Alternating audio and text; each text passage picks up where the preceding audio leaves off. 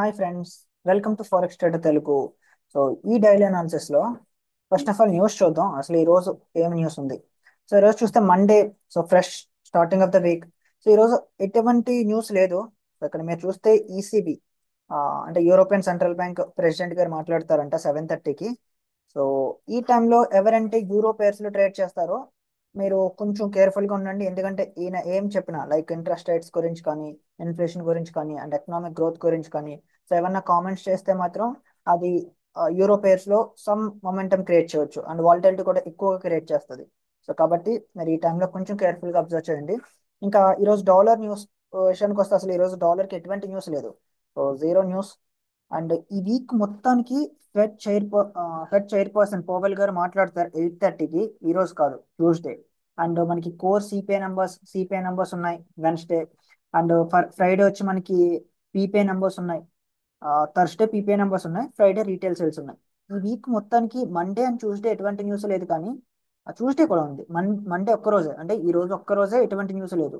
మనకి Tuesday, Wednesday, Thursday, Friday, so ప్రతిరోజు dollar కి న్యూస్ ఉంది. అది కూడా high impact news, normal news ఏం కాదు. సో ఈ వీక్ మొత్తం మనకి చాలా మంచి మూమెంట్స్ ఉండే అవకాశాలు ఉన్నాయి. సో ఇక్కడ ఎక్కువ న్యూస్ ఉంటే మనకి వాలటిలిటీ ఉంటుంది, రైటే. కానీ వన్స్ నెంబర్స్ బయటకు వచ్చిన తర్వాత, ఆ డస్ట్ సెటిల్ అయిన తర్వాత, నాయిస్ అంటారు కదా, ఆ నాయిస్ సెటిల్ అయిన తర్వాత మనకి ఎక్కువ ట్రేడింగ్ ఆపర్చునిటీస్ ఇస్తాయి.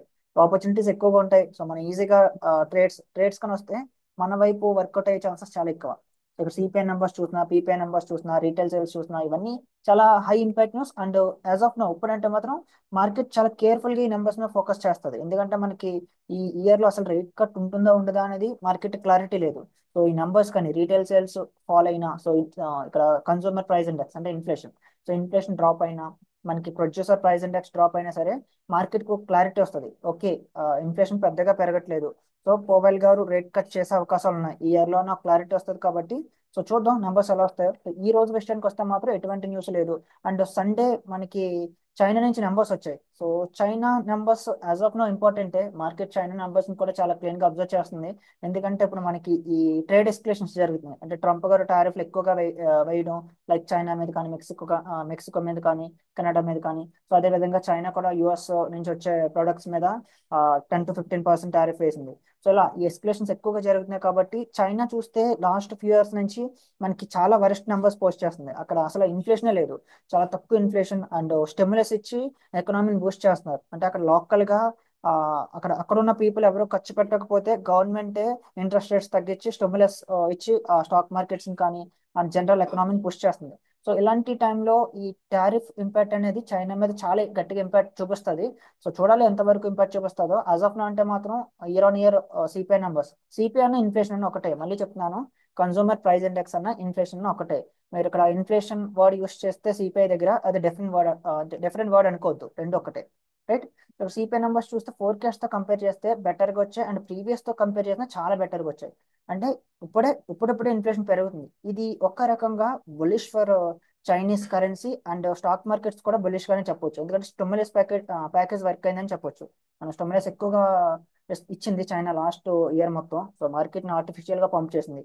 సో చూద్దాం ఇది ఎంతవరకు చైనాని, అంటే I mean US tariff thread నుంచి చైనాని ఎంతవరకు కాపాడుతుందో చూద్దాం. ఇంక ఈ రోజు న్యూస్ విషయానికి వస్తే మాత్రం మళ్ళీ మీకు తెలిసిందే కదా, ట్రంప్ గారు ఈ 4 ఇయర్స్ ఇంకా చాలా గట్టిగా ఉంటుంది. ఆయన న్యూయార్క్ సెషన్ ఓపెన్ అయితే ఇంకేదో లైవ్ స్ట్రీమ్ చేసినట్టే ట్రంప్ గారు. ఇక్కడ చూస్తే అప్పుడే ఇలా మార్కెట్ ఓపెన్ అయిందో లేదో, సో 25% టారిఫ్ అంట స్టీల్ అండ్ అల్యూమినియం ప్రొడక్ట్స్ మీద. సో ఇది మనకి మండే, అంటే ఈ రోజు న్యూయార్క్ సెషన్ లో మనకి ఇది ఇంపాక్ట్ చేస్తుంది. అంటే మార్కెట్ లో మనకి ఎక్కువ వాలటాలిటీ క్రియేట్ చేసే అవకాశాలు ఉన్నాయి. 25% on steel and aluminium products మీద. అంటే చైనా కూడా 10 to 15% యుఎస్ నుంచి వచ్చే లైక్ ట్రాన్స్పోర్టేషన్ అంటే అగ్రికల్చర్ సంబంధించిన ప్రొడక్ట్స్ మీద వేసింది. సో ఇది ఇంకా ఎంత దూరం వెళ్తుందో చూద్దాం. ఇప్పుడు యాజ్ ఆఫ్ నో అంటే మాత్రం మెక్సికో అండ్ కెనడా మీద ఎటువంటి టారిఫ్ లేవు. ఒక 30 days అంటే మాత్రం హోల్డ్ పెట్టారు. సో 30 days అయిన తర్వాత మళ్ళీ ట్రంప్ గారు మెక్సికో, కెనడా, సో వీటి మీద మనకి ఏమన్నా ఇంకా పెంచుతారా, లేదంటే అసలు టారిఫ్లు ఏమి వేయకుండా ఉంచుతారా అన్నది ఇంకా ఎవరికి క్లారిటీ లేదు. ఇప్పుడంటే మాత్రం ట్రంప్ గారి మెయిన్ ఫోకస్ మొత్తం చైనా మీద ఉంది. So China and European union మీద కూడా ఉంది. అంటే యూరోపియన్ నేషన్స్ లో ఉన్నాయి కదా సమ్ కంట్రీస్, సో వాటి మీద కూడా ఈయన ఫోకస్ చేస్తున్నారు. సో న్యూస్ ని కొంచెం క్లీన్ గా అబ్జర్వ్ చేయండి. So new year session specially London ఏం కాదు కానీ న్యూయర్ సెషన్ లో చాలా క్లీన్ గా అబ్జర్వ్ చేయాలి. ఎందుకంటే ఈయన అసలు అంటే అక్కడ యుఎస్ లో మార్నింగ్ అయిందా, సో ఇంకా విపరీతమైన న్యూస్ ఫ్లో ఉంటుంది మార్కెట్ లో. సో వన్స్ ఈయన ఏ ట్వీట్ చేసినా సరే ట్రంప్ గారు, మనకి అది మార్కెట్ మీద చాలా పెద్ద ఇంపాక్ట్ క్రియేట్ చేస్తుంది. ఓకే, రైటింగ్ టెక్నికల్ అనాలిసిస్ విషయానికి వెళ్తే గోల్డ్ ఆల్ టైమ్ హైలో ఉంది. ఇది మనం ఫ్యూ మంత్స్ బ్యాక్ ప్రెడిక్ట్ చేసాం. So gold 3K mark touch చేసే ఛాన్సెస్ చాలా ఎక్కువ. సో ఇది మొత్తం మీరు నా లైఫ్ స్ట్రీమ్స్ ఒక 3 to 4 months నుంచి నేను చెప్తున్నాను 2025 ఐఎమ్ వెరీ బులిష్. సో ఎందుకంటే టారిఫ్ వార్ కానీ మనకి ట్రంప్ గారు వస్తే ఆయన అక్కడ ఏంటంటే ఎలక్షన్స్ జరగక ముందే, అంటే ఎలక్షన్స్ లో ఆయన విన్ అవ్వక ముందే చెప్పారు. సో నేను కానీ విన్ అయితే మనకి యుఎస్ లో అమెరికాని గ్రేట్ మళ్ళీ చేస్తాను, సో టారిఫ్లు చాలా కంట్రీస్ మీద వేస్తాను ఇవన్నీ చెప్పారు. సో మేబీ ఆ వర్డ్స్ వినే ట్రంప్ గారు విన్ అవ్వడం కూడా జరిగింది. సో అంటే అక్కడ ఉన్న వాళ్ళు మాక్సిమం వాటిని ఇష్టపడ్డారు అనుకుంటా. సో ఇక్కడ చూస్తే మనకి గోల్డ్ 3K మార్క్ చాలా చాలా దగ్గరగా ఉంది. సో ఇదేంటంటే నాకు తెలిసి ఇంకో ఫ్యూ వీక్స్ లో 3K కూడా టచ్ చేసే అవకాశాలు చాలా ఎక్కువ. నేను గ్రూప్ లో కూడా పోస్ట్ చేశాను. సో చాలా పెద్ద బ్యాంక్స్ మనకి టార్గెట్ కూడా 3K ఇస్తున్నాయి. ఇంక 4 అవర్స్ లో ఇది మనకి మోస్ట్ రీసెంట్ రెసిస్టెన్స్. సో ఇక్కడ అమేజింగ్ విక్ ఫిల్ ఉంది. సో నేనేం ఎక్స్పెక్ట్ చేస్తున్నాను అంటే ఈ 4 అవర్ క్యాండిల్ కానీ ఈ లెవెల్ మీద క్లోజ్ అయితే నెక్స్ట్ 4 అవర్ క్యాండిల్ విక్ ఫిల్ చేసే పాసిబిలిటీ చాలా ఎక్కువ, 80 పిప్స్ ఉంది. ఇక 1 అవర్ విషయానికి వస్తే వావ్, చూసారు ఏషియన్ సెషన్ దగ్గర నుంచి అలా మూవ్ అవుతూనే ఉంది.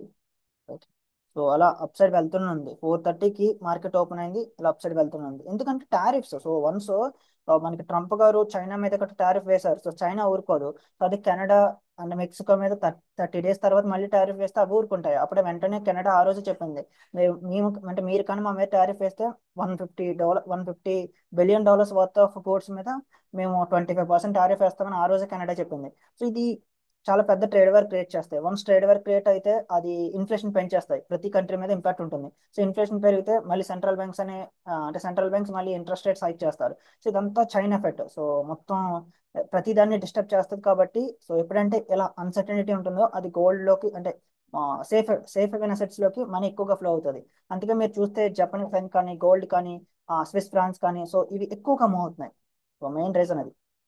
సరే టెక్నికల్ విషయానికి వస్తే ఇది most recent resistance 1 hour and 30 minutes లో చూస్తే ఇక్కడ ఒక రెసిస్టెన్స్ ఫామ్ చేసింది. సో ఇక్కడ మనకి ఇదే most recent resistance. And support విషయానికి వస్తే 30 minutes లో ఇక్కడ ఎటువంటి సపోర్ట్ లేదు, కానీ 15 minutes లో ఒక సపోర్ట్ ఉంది. దీన్ని మనం సపోర్ట్ కింద తీసుకోవచ్చు. సో ఇప్పుడు మనకి అసలు 30 minutes రేంజెస్ అనేవి చాలా పెద్దగా ఉన్నాయి అండ్ స్టాప్ లాస్ కూడా చాలా ఎక్కువగా వస్తున్నాయి. సో ఇలాంటి టైంలో ఎప్పుడంటే వన్స్ మనకి ఎక్కువ వాల్యూమ్ ఉంటుందో and clean ranges lower time frame లో అంటే లోయర్ టైం ఫ్రేమ్ లో కూడా ఉంటుందో, అంటే లైక్ 15 minutes క్యాండిల్ కూడా లైక్ మన 40-50 పిప్స్ గట్రా వస్తే మనం 15 minutes లో కూడా లెవెల్స్ తీసుకోవచ్చు.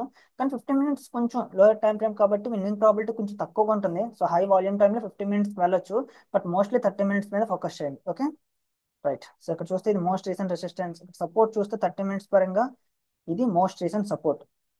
సో యాజ్ ఆఫ్ నో అంటే మాత్రం ఇలా ఒక పుల్ బ్యాక్ ఇచ్చిన తర్వాత బయింగ్ చూడొచ్చు.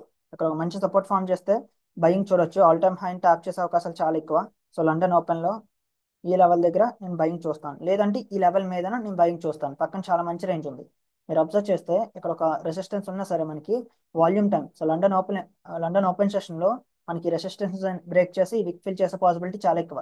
ఈ రెసిస్టెన్స్ వరకు 37 పిప్స్ ఉంది రేంజ్, ఈ విక్ ఫిల్ వరకు చూస్తే 73 పిప్స్ ఉంది. సో క్యాండిల్ క్లోజింగ్ చాలా ఇంపార్టెంట్. సో ఇంపల్స్ ఎంట్రీస్ ఎవరు తీసుకోవద్దు, impulse entries are very risky. So as of now అంటే మాత్రం క్యాండిల్ క్లోజింగ్ గురించే వెయిట్ చేయండి. సో ఇది నా గోల్డ్ అనాలిసిస్. ఇంకా జీజే విషయానికి వస్తే GJ safe haven asset Japanese అనేది. సో డైలీ టైం ఫ్రేమ్ చూస్తే చాలా హ్యూజ్ ఫాల్. సో ఈ ఫాల్ కి మొత్తం రీజన్ నేను చెప్పాను, అన్సర్టనిటీ ఉంటే సేఫ్ హెవెన్ అసెట్ లోకి మనీ మూవ్ అవుతుంది. సేఫ్ హెవెన్ అసెట్స్ అంటే ఇది మీరు గుర్తు పెట్టుకోవాలి. మీకు ఎందుకు ఇన్నిసార్లు నేను పట్టి పట్టి చెప్తున్నానంటే మీరు ఎప్పుడైనా సరే ఇంకా వరల్డ్ లో అన్సర్టనిటీ ఉంటే మీకు తెలుసుకోవాలి. Gold, Japanese and Swiss francs CHF, so ఈ 3 కరెన్సీ పేర్స్ అప్ సైడే వెళ్తాయి.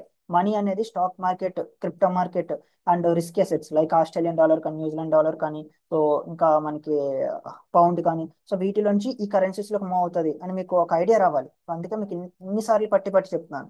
Okay, so daily time frame చూస్తే చాలా బులిష్ గా మూవ్ ఉంది. సో ఇంకా 4 అవర్స్ చూసినా సరే చాలా బులిష్ గా మూవ్ అవుతుంది. ఇక్కడ రాజాపురం ఎటువంటి లెవెల్స్ లేవు. సో ఇక్కడ ఒక రెసిస్టెన్స్ ఉంది కానీ అంత దూరం మనకు అవసరం లేదు.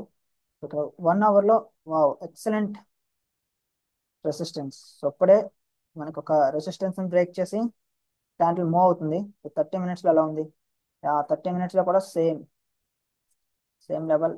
So amazing break. So candle అంటే రెసిస్టెన్స్ బ్రేక్ చేసి మీద క్లోజ్ అయింది. కానీ ఇక్కడ మెయిన్ ప్రాబ్లం ఏంటంటే ఇలాంటివే చెప్తున్నాను నేను. ఎప్పుడన్నా సరే మనకి ట్రేడ్ తీసుకోవాలంటే క్యాండిల్ అనేది చాలా దగ్గరగా క్లోజ్ అవ్వాలి. అంటే రెసిస్టెన్స్ బ్రేక్ చేసి ఇలా దగ్గరగా క్లోజ్ అవ్వాలి. సో అప్పుడు నెక్స్ట్ క్యాండిల్ లో మనం bottom case previous candle high break చేస్తే ట్రేడ్ తీసుకుంటాం. అంతేకాని క్యాండిల్ కానీ ఇలా ఒక అంటే బ్రేక్ చేసిన లెవెల్ కి దూరంగా వెళ్ళిపోతుందంటే మనకి విన్నింగ్ ప్రాబిలిటీ తగ్గిపోతున్నట్టు. సో ఈ టైంలో మనం ఏం చేయాలంటే ఒక పుల్ బ్యాక్ గురించి వెయిట్ చేసి ఇక్కడ సపోర్ట్ ఫామ్ చేసినప్పుడు బై చేయాలి. అంతేకాని ఇక్కడ బ్రేక్అవుట్ ఎంట్రీ ట్రేడ్ చేయకూడదు. ఇది రాంగ్ ఎంట్రీ, ఎందుకంటే స్టాప్ లో సెట్ అయిపోతుంది ఆల్రెడీ మనకి చాలా ఎక్కువ అయింది కాబట్టి. రైట్. సో ఇక్కడ యాజ్ ఆఫ్ నౌ అంటే మాత్రం నేను ఒక బాటమ్ విక్ గురించి చూస్తాను. సో మంచి బాటమ్ విక్, ఇలా ఒక మంచి బాటమ్ విక్ వేసి అప్పుడు own candle high candle break చేస్తే పక్కన చాలా మంచి రేంజ్ ఉంది. సో బై చేయొచ్చు. సో లేదు అంటే ఇది ఒకవేళ ఇలా అగ్రెసివ్ గా వెళ్ళిపోతే ఒక పుల్ బ్యాక్ గురించి వెయిట్ చేయండి. ఇక్కడ ఒక సపోర్ట్ ఫామ్ చేస్తే బయింగ్ చూడొచ్చు. ఓకే. సో ఇది నా వ్యూ. సో గోల్డ్ అండ్ జీజేలో కూడా నేను పుల్ బ్యాక్ గురించి చూస్తున్నాను యాజ్ ఆఫ్ నౌ. ఇదంటే మాత్రం ఒక మంచి బాటమ్ ఎక్కేసి previous candle high candle break చేస్తే నేను బై చేస్తాను. లేదు అంటే ఇక్కడ ఒక సమ్ కన్సల్టేషన్, ఇలా కన్సల్టేషన్ ఇచ్చి ఇక్కడ ఫ్రెష్ ఒక రెసిస్టెన్స్ ఫామ్ చేస్తుంది కదా, ఈ లెవెల్ మీద క్యాండిల్ కానీ క్లోజ్ అయితే నేను బయింగ్ చూస్తాను. పక్కన రేంజ్ ఉంది కాబట్టి. So ranges are very very important. Right. Okay. So ఈ వీడియోలో ఏమైనా డౌట్స్ ఉంటే మాత్రం డిస్క్రిప్షన్ లో మన టెలిగ్రామ్ గ్రూప్ లింక్ ఉంది. సో జాయిన్ అవ్వి అక్కడ నుంచి మీరు అడగొచ్చు. అండ్ వీడియో నచ్చితే వీడియోని లైక్ చేసి ఛానల్ సబ్స్క్రైబ్ చేసుకోండి. Okay guys, thank you for watching.